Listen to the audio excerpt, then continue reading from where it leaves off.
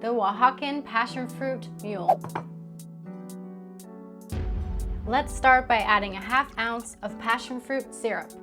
Next, add 3/4 of an ounce of fresh squeezed lime juice. Pour in 2 ounces of Los Javis mezcal. Add ice to your shaker and your glass.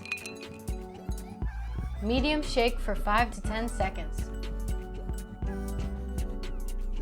Add 2 ounces of Bundaberg ginger beer to your shaker and strain over fresh ice. Use any glass you want. We insist on the copper mug.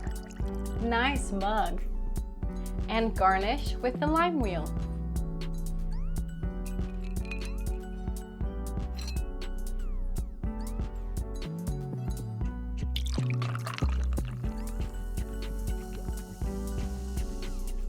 And that is the Oaxacan Passionfruit Mule.